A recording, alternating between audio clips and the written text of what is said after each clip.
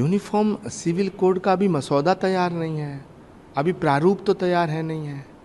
तो मुझे लगता है यूनिफॉर्म सिविल कोड का हवा दिखा करके बीजेपी फिर 2024 का चुनाव जीतना चाहती है। बीजेपी ये चाहती है कि सारा विपक्ष यूनिफॉर्म सिविल कोड के विरोध में खड़ा हो जाए और ये देश की जनता को कहेंगे कि देखो साहब, हम तो देश को एक करना चाहते थे, ये देशद्रोही लोग हैं।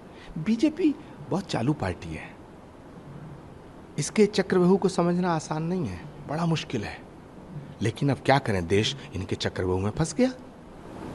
जनता क्या इस बार कुछ याद दिलाएगी, क्योंकि पिछली बार मुस्लिम वोटर्स को भी लुभाने के लिए इन्होंने कुछ चीज़ें लाई थी जिसमें काफ़ी बवाल भी हुआ था। देखिए, ये मदारी की तरह डुगडुगी बजाते हैं, मदारी की तरह डुगडुगी बजाते हैं और देश की जनता को बंदर समझते हैं।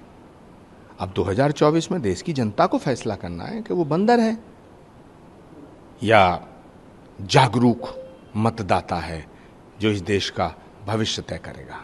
ये फैसला जनता को करना, और जनता जनार्दन होती है। तो जिस तरीके से बीजेपी ने कहा था कि कांग्रेस मुक्त भारत, अब छोटे दल भी कह रहे हैं कांग्रेस मुक्त प्रदेश बनाना है। अब बताइए, समाजवादी पार्टी कहेगी साहब यूपी छोड़ दो, आम आदमी पार्टी के नेताओं ने बोल ही दिया दिल्ली पंजाब छोड़ दो, केसीआर कहेंगे तेलंगाना छोड़ दो, स्टालिन कहेंगे तमिलनाडु छोड़ दो। तो कांग्रेस कहाँ जाए, कहाँ जाएगी? मुझे बताओ, ये विपक्षी एकता है या कांग्रेस मुक्त भारत का नया स्वरूप है? ये कोई नया फॉर्मूला है क्या? बीजेपी कहती है कांग्रेस मुक्त भारत बनाएंगे, कांग्रेस मुक्त भारत नहीं बन पाया। तो जो काम बीजेपी ने करना चाहा और बीजेपी नहीं कर पाई, अब वो हमारे मित्र करना चाहते हैं। तो मुझे लगता है कि दलों को जोड़ने से पहले हमें दिलों को जोड़ना चाहिए। कर ही नहीं सकते हैं। यूनिफॉर्म सिविल कोड कोई चुटकी में करने का काम नहीं है।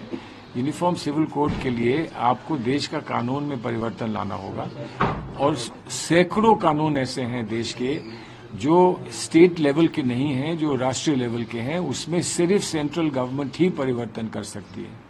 तो उत्तराखंड सरकार क्या कर रही है मुझे नहीं मालूम, लेकिन सेंट्रल गवर्नमेंट ही परिवर्तन कर सकती है। नेशनल लॉ कमीशन ने 1 महीने का वक्त दिया, वो तो एक महीने का वक्त दे। तो आजकल तो हर वक्त सारा वक्त देखा जा रहा है कि अगला चुनाव कब है, उसको देखते हुए कब मंदिर बनेगा, कब यूसीसी की रिपोर्ट आएगी, कब कोई और कार्यक्रम होगा। इसके लिए तो हर चीज के लिए डेट्स दी जा रही हैं, ये देख कर के 2024 का इलेक्शन कब होना है। हमें उससे क्या लेना देना है। हम कह रहे हैं कि 21 जो रिपोर्ट थी लॉ कमीशन की, उसमें क्या कमी पाई गई, उसमें क्या त्रुटि पाई गई जो आपको नई रिपोर्ट मांगने की आवश्यकता हुई। सबसे पहले तो मैं इस फैसले का स्वागत करता हूं कि लॉ कमीशन ने देश के लोगों से सामान्य नागरिक कानून बनाने के लिए सुझाव मांगे। भारतीय जनता पार्टी का कार्यकर्ता होने के नाते जो हमारे 3 प्रमुख मुद्दे थे, चाहे वह सामान्य नागरिक संहिता कानून हो, चाहे जम्मू कश्मीर से धारा 370 को हटाना हो, चाहे अयोध्या में रामलला की जन्मभूमि पर भव्य मंदिर बनाना हो, यह तीनों वैचारिक मुद्दे हम जो जनता के सामने लेकर के, भारतीय जनसंघ से लेकर के भारतीय जनता पार्टी तक लेकर के जाते थे, वह सारे एक एक करके पूरे करने का काम माननीय प्रधानमंत्री नरेंद्र मोदी जी के नेतृत्व में कर रहे हैं। और निश्चित तौर से जिस प्रकार से सरकार काम कर रही, पूरा देश का समर्थन माननीय नरेंद्र मोदी जी के नेतृत्व वाली सरकार को है। देश के गरीबों का, किसानों का, नौजवानों का, महिलाओं का, बड़े बुजुर्गों का, साधु संतों का, सभी वर्ग का, सबका साथ, सबका विकास और सबका समर्थन, और सबके समर्थन से विजय की यात्रा चल रही है। विपक्ष लेकिन हमेशा विरोध ही करता रहता है। नहीं, विपक्ष विरोध करते करते इतिहास के पन्ने में दर्ज हो जाएगा। और कमल का फूल, ये पूरी जो आज़ादी के 100 साल पूरे होने वाले हैं, 2047 तक हिंदुस्तान में कमल ही कमल खिला रहेगा।